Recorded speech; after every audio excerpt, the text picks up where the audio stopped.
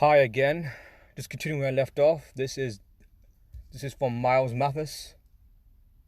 Talk about dying or faking a death. So I want to, carry on doing this. Put the brightness up a bit because I'm outside in my car for my break. Where is it? Here.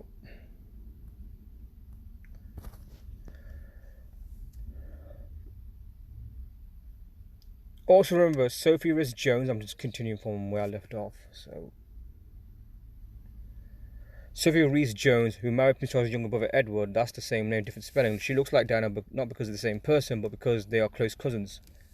I think I read that part, so I'm just going to find where I am. I'll start from here. So, like the Rhys-Jones, they are sort of ghost nobility with all types of the past broken people by people like Darrell Lundy. The modern Rhys family also come out of nowhere at the same time, with the Waltz Fitzgerald Rhys, Baron Devonor, born 1873. There are as far older Rhyses in the period, but you have to go back many centuries. And they don't link the modern ones. As it turns out, Rhys changed the spelling from Rice, as you might expect. They descend from the Barons Talbot, as well as the Howards, the Dukes of Norfolk.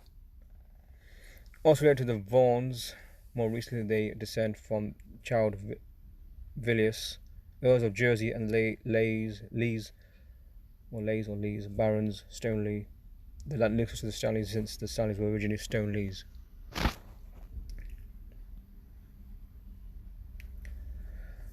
The Villeneuves then link us to the Peels, the Grosvenors, the Egertons, the Catars, the Carters, and the Lady Elizabeth Churchill. Yes, that is the Elizabeth Churchill, daughter of the first Duke of Marlborough, who married Scrope Egerton, first Duke of Bridgewater, linking those two powerful families in 1703. Their daughter married Russell, third Duke of Bedford. I can't say the name properly, the first one, because of the W, and Marquis of Tavistock. Yeah, I wonder that's where Tavistock Institute came from, the name. Looking at all these three dukedoms, although the trifecta wasn't able to maintain itself through further marriage. Elizabeth Churchill is not only a specific link between the Rhys family and the Rice family, she links both to the Spencers, proving my point to here. That being not only that the top of the peerage is not only incredibly incestuous, but that for all intents and purposes, Rhys, in previous papers we have seen that we can talk about Reich, Richie, and so on. The upper end of the peerage is one big family under 1,000 forged and manufactured names. Now that's the best explanation to understand why these elite families are connected. Just keep in mind, these families that I'm quoting, they're not at the top of the power structure. The Rothschilds, the Rockefellers, they're above them, these guys. But obviously, then you got the papal bloodlines that go above the Rothschilds, like the Orsinis and the other families, the papal families I'm talking about there.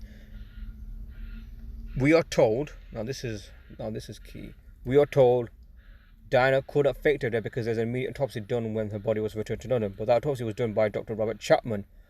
Does that name ring a bell? It should, since we have seen it many times in these fake events. Think Mark David Chapman, the fake shooter of John Lennon, admitted to be related to the peerage as well as to every other famous person ever known.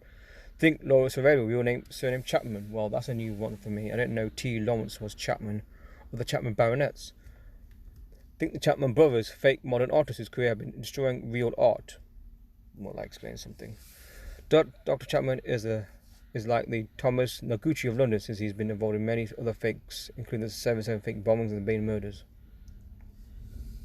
I'm not going along with what he's saying anyway. I'm just quoting what he's saying. Obviously, people did die in the bombings, but I don't want to say no one died. I don't know if that's what he's saying, but he might be. But his research is valuable nevertheless. Also, two Chapmans were involved in the Bain fake. Since TV presenter Wallace Chapman also gave testimony against Bain, no one has found that suspicious, I guess. If you remember, Bain was convicted of killing his family in 1995, then acquitted and released in 2007. Although government still believed he was guilty, it paid him $1 million to drop all claims. You might ask why Dr. Chapman was involved in the breach of New Zealand. They don't have any colonies in New Zealand. You might ask why the Privy Council was allegedly involved in the retrial. We are told rugby player Joe Curran appealed the case to the Privy Council, which cost Bain's New Zealand convictions in order to retrial.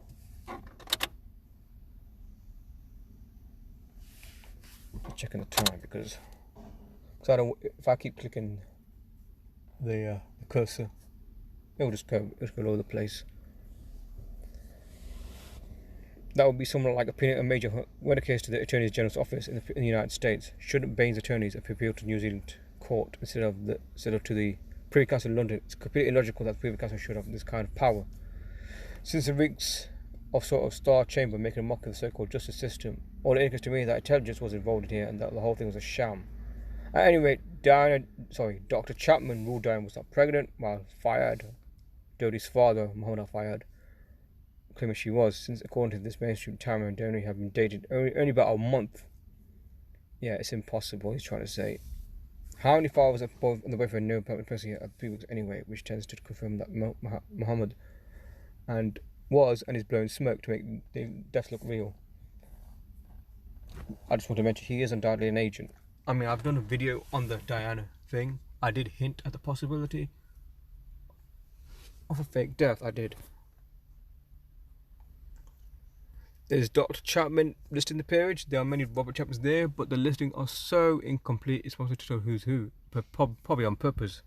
My guess he is. I found no bio for him and he's not listed in Wikipedia, but the link above may indicate a link to Robert MacDonald Chapman, CMG, University of Auckland. Another thing indicates these Chapmans are from peerage, that is, the Chapmans are related to Rees and Spencer. So Robert Spencer Chapman, whose daughter married the Baronet Musgrave in 1918. If you think Spencer is a first name, see Ellen Spencer Chapman from the same years. The Chapmans are also related to the Montagues, the Tudors, the Townsends, the Stuarts, the Fitzroys, the Clements, the Berkeleys, and the Hamiltons. The first Baronet Chapman's mother was a Webb. The current queen is a Webb. And we have another connection to our Rhys Jones in Texas. Angarod Rees of the peerage married Baron Alpine of Norfolk, a director of Sir Robert McAlpine of Sons Limited. This is one of the largest engineering construction companies in the UK, specialising in oil and gas projects as well as defence and mining. They built the Millennium Dome and the Bridge, the Olympic Stadium, One Counter Square, the Imperial War Museum, and dozens of other famous buildings. A well-known actress in the 70s, formerly married to Christopher, I'm not going to say that word, Christopher Lorenzen Casanova. If you think that's the last name is a slur of Casanova, you're correct. It's also listed in the peerage related to the Astleys, Graftons, Beresfords, Kennedys, Howes, Miles, Lestranges, Roadhouses, Shepherds, Lamottes. Trevor Rees Jones of Texas has a son named Trevor Rees III. We were told he was a coach at TCU in 2011, so he's quite young for the son of a 60-year-old man. So here's a question for you. Who is Trevor Rees Jones Jr. or second? Wikipedia tells us the gas man in Texas is Trevor De Rees Jones with a no junior affixed. His father is given Trevor William Rees Jones, confirming he's not a junior. If he were a junior, he would have said it, so why is his son the third? While you're chewing on that, let's look at Dodi Al-Fayed. What was his role?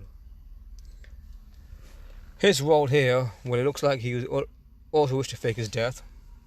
It would make sense if he could fake a death. They're going to have to fake their deaths as well. Well, it turns out he was already in the middle of a big lawsuit. His fiancée was suing him for millions of breach of contract since he promised to marry her, then allegedly ran off with Diana. Obviously, it's bigger than what Mathis is saying here. They were just actors, Dodi and Diana. They didn't love each other. They didn't love. It was all a psyop, you know. That's what the whole Diana saga was, from her marriage to Prince Charles to her death. It was all a saga. It was all scripted by the numbers, as I mentioned in my previous videos, because their lives are by the numbers, scripted.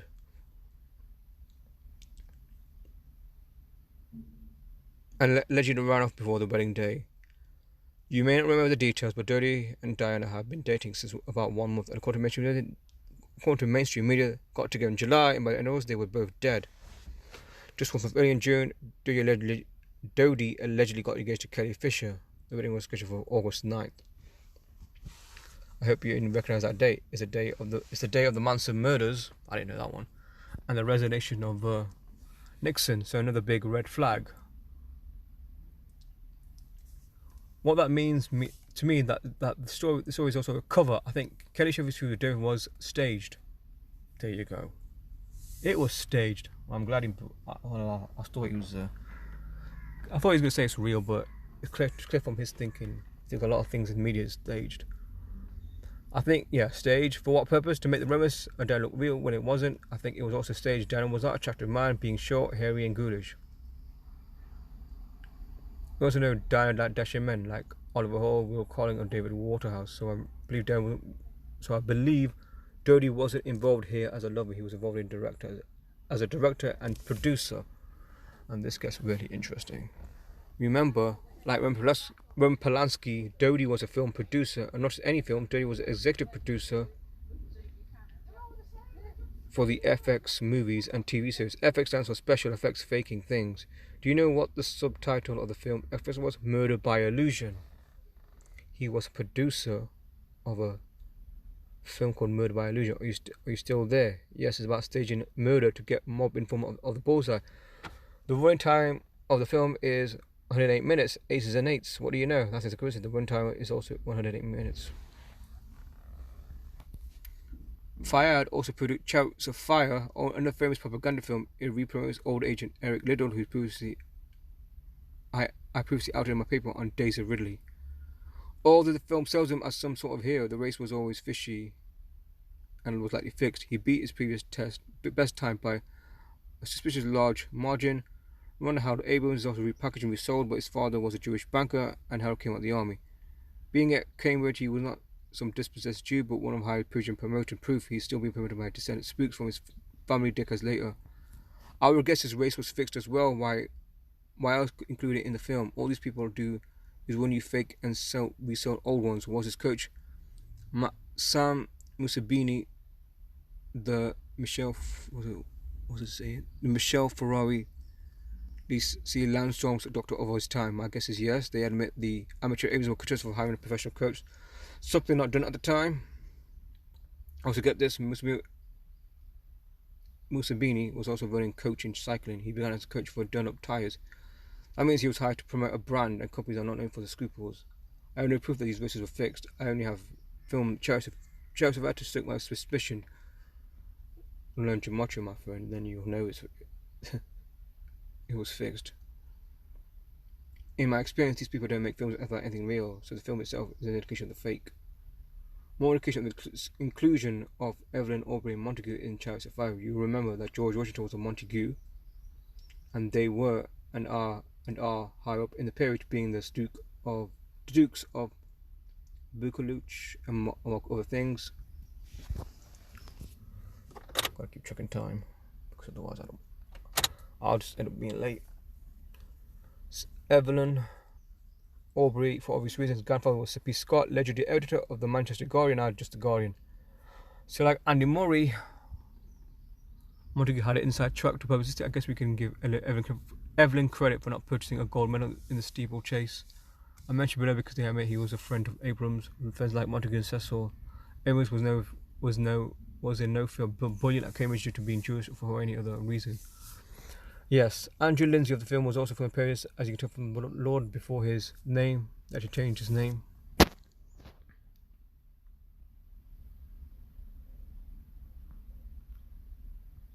Okay, I'm going to skip this part because it does drag on a bit. So anyway, this is page 9.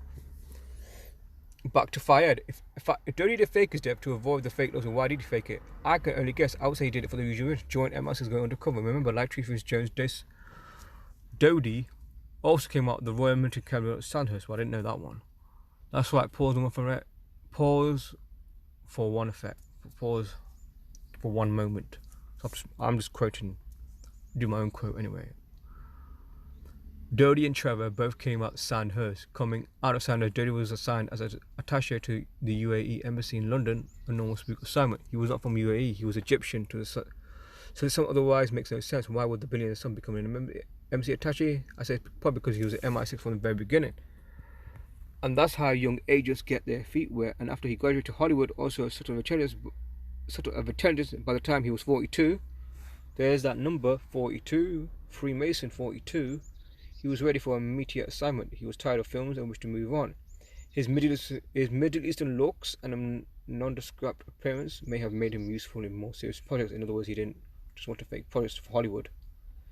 he wants to fake projects for real, and he didn't want to do it from the silence. As executive producer, he wanted to do it for real. So the Diana project was his first real project, or as it sold as real, other than fiction.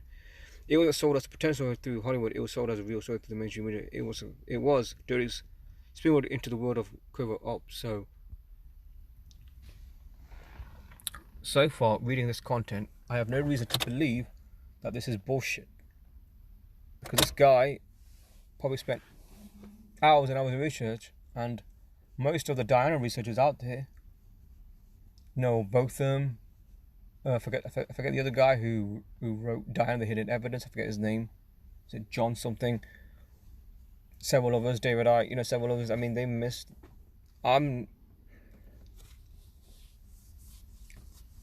Maybe they did put this in, but I think they missed some key stuff.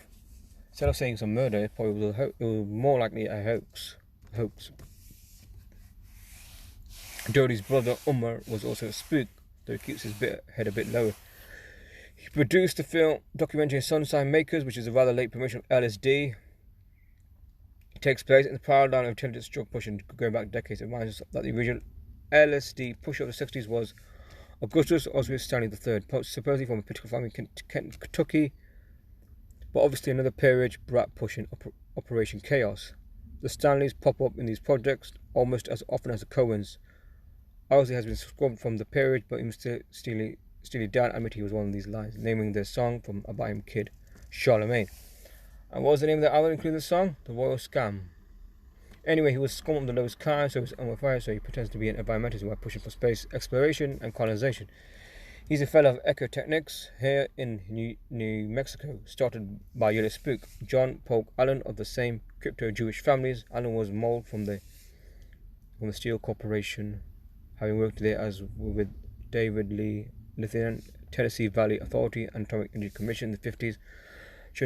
So it should be a bit surprised to find him hanging out with the Boroughs and the other phony beats in the 60s, calling himself Johnny Dolphin. Like others around him in the movement, he pretended to write plays, poetry, and whatnot, but everything he did was crap on purpose. Again, it was a part of Operation Chaos, was sent to promote modernism while at the same time destroying real art of all kinds. Not only they replaced real art with new art that could be used for money laundering, that doesn't surprise me. It displaced all real artists with fake ones from the families. In other words, the truly talented were kicked out of their own fields and replaced by talented children of the super rich. These kids could then be promoted as geniuses, giving them attention they desire while completely matching all forms of true expression. I think that's possible. Maybe these people maybe people who are so-called artists, doing the drawings and that, maybe they're not the ones doing it. Maybe they stole it from somebody. Without these forms of expression, it was hoped any chance for revolutionary resistance will be destroyed, as pretty much been the case. That's the key thing. The reason why the British public never rose up against the royal family, because a lot of them believed, they were sincere in their belief, but it was a naive belief that, looking back now, that they killed her, the royal family killed Diana. The monarchy should have been out of power years ago, but it's not happened. Why? Because they've been conditioned to still believe the royal family are legitimate, and they created two camps. You believe in it's an accident, or you believe it's a murder. To me, it's classic, very classic, again dialectic deception. You're forced to choose two sides, and you're not knowing which one's true. Well, they're both false, and they're both not true. The real truth is they staged her death simply because she was an actress for the Roman Catholic Church, the New World Order, the Jesuit Order. So she was not, in any stretch of the imagination, a rebel to the establishment. To disrupt the real hippies, Allen started Synagogue Ranch in '69, same year as the fake Manson murders. That's a different story. I mean, he says the Manson murders were faked, but... And the Institute of Ecotechnics in '73. This was attempted to hijack and divert the environmental art movement of the 60s, pulling in earnest progressives and certainly turning them into ineffectual paths. To me, a lot of these movements, period, are just controlled opposition. It was yet another disempowering project posing as a empowerment project. Basically, it's like the anti-war movement. You're led to believe you take part in the anti-war protest or movement, you're showing your power. You're showing that you have a voice. Your voice has power, but no, you're just being managed, micromanaged by the very top, and you don't know who they are. And was also behind the ridiculous Biosphere project, a $250 million project to save Earth by building a big plastic dome on her and creating a closed system. The main point of the project was creation of fear. The reason why we need to do this, we were told, as the natural system of the Earth was coming to an end, either due to inevitable nuclear war, overpopulation, or system degradation. Same project of the fear the fake Hawking was still selling last year before his fake death. I mean, this guy says fake a lot of things, but I'm not gonna go. I mean, his position might be different to mine. I don't think all deaths are fake necessarily, all famous people's deaths. Some are killed, murdered by the numbers because it's all part of the ritual. And some do fake their deaths. The fear allowed for greater levels of taxation across the world, including taxation for fake NASA and space projects to colonize and explore space. So anyway, that's who Omar Fayyad has joined. He's pushing ahead that excessive set of projects. So let's get back to Diana's death. The fact it was fiction would explain the poor acting of the royal family after the death. Will and have never seemed to be that distraught did they, of course. Charles all looked like he could care less. As for the Queen, he could hardly disguise her glee. This because the whole thing had been manufactured to get rid of Diana and once for all. I want to say that they just wanted this. It was all a fake psyop. It was a psyop basically, because they do all kinds of things to keep us asleep, keep us distracted. I think Diana's life was a distraction because there were real things going on, in the world, and being into her life, I think was a massive mistake on our part. I mean, I was just little when she was around, so I didn't really pay attention to it. But looking back now, I think it was a mistake to even pay attention to it. She should have been ignored simply. Her life, entire life was just a script. Nothing else, nothing real about her. They had already gone through a nasty and embarrassing divorce for a year later, and then I haven't questioned much more. Expect making things worse. Well, it's because everyone took Diana's side, so by get rid of her, I mean get the public's eye off her, not kill her. The Queen, who had once been a beauty herself, couldn't stand being upstaged by a young and pretty woman, especially once it became clear that Diana couldn't stand Charles and would continue to make a mockery of the magic. A fake death will solve many of the problems, since the dead woman can't continue to make public appearances and be interviewed. She can't be feted for supporting good causes, can't make the pictures for her delights either. More proof is a strange method of burial. She was allegedly buried by herself on an island in the middle of a lake. I didn't know that until today either. Very weird. On this huge Spencer estate where her father lived into 92, in which her brothers, the current Earl still owns, they built a memorial. We are led to believe, this is a picture they're showing, we're led to believe she's buried there by herself, not in a family plot with others. No other Spencer is buried in the middle of a lake that ever was.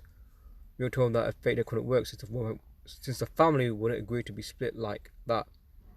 Will and Harry couldn't keep quiet about it and would demand to see their mother, but what no one seems to understand how easily they could deal with.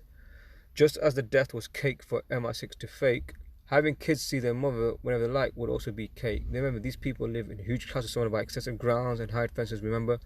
So no one knows what goes on in Windsor Castle, Buckingham Castle, or any of these places unless royals want them to know. It's not that Diana had a problem getting in and out. They drive her in a car with tinted windows or better chopped her. Who'll be the wiser? I'll be told that the servants would squeal to papers. Yeah, maybe, but since the papers weren't printed, it doesn't matter. Society is tightly controlled, and that's sexual most of all. I will tell that the service will talk locally and the word will get out of the way. Yes, I assume it does. It is a very little extent, but stops there because it never is confirmed by the mainstream. The rumours are never allowed to spread. Large amounts of money spent squelching them, or quashing them. One assignment of the spooks is to deal with talkative servants. They always deal with that. Plus, they don't really care if people knew it was fake. It doesn't matter. It doesn't require that everyone believe it. It only requires the official story remain intact. That's what's happened with the debate about did she die? Sorry, was she murdered? Was it an accident? The book sales, the documentary. I mean, death sells. I mean, that's what it is. Death is like a commercial product, It sells. It just sells. That's what's happened. I think that it's sold.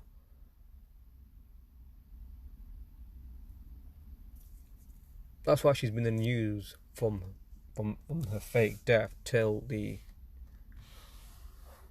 I mean, the last time I read a story about it was about the Martin Bashir thing, but that's a different story altogether.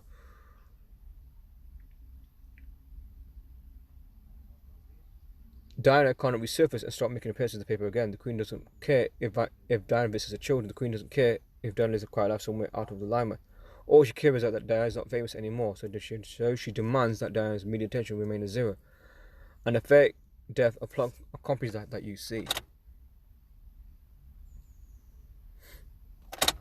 You'll see that Diana has to. You will say that Diana has to go to the media itself, but that wouldn't work anyway because again the media control. No one can put the story. If she goes on Facebook, Twitter, or YouTube, Facebook, they'll deny it. They'll say she's an imposter. But my assumption, this is from him, Miles Mathis, Diana agreed to it anyway. She's probably just as tired as the media circus as the Queen and working her way out. I guess she's married to some second son, some earl, or baron somewhere in the country with a changed name and second family. Possibly a brunette. Now the brunette thing is possible. I mean, I mentioned a video about her playing different characters because it's been I did suggest that she was playing a certain former president's wife. Probably know her name, Melania Trump. But because Melania Trump, she looks like she's plastered anyway. So these people, they can fake their deaths and then play different roles, not just one role but different roles. This is all about it would take. Most people aren't good at facial recognition, and besides, locals tend to be protected in cases like this one. The ones who tend to be proud to be on secret and will shoot down rather than expose her. And if any local starts making real trouble, MI5 is again there to put a lid on it again. They don't care if you know. I might reach the end. I think I'm gonna call it. Which is why they blinked twice at the paper. What a few unconnected people know is meaningless. I skipped a bit here. If I told you exactly where she was and suggested you and thousands of offers stormed the place to free her from her bonds of anonymity, CIA will probably end up on my doorstep. But that isn't what I'm doing. And I didn't need to read about Diana when she was alive. I didn't need to be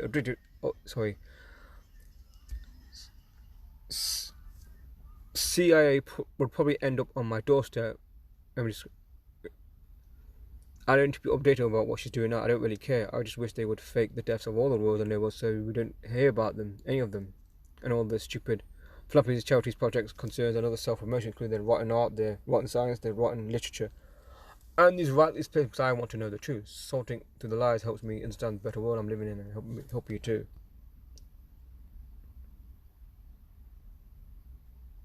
So I'm going to end it, but then the next video will probably be a bonus video. This bit here, so I'm going to end it now. So see you guys soon.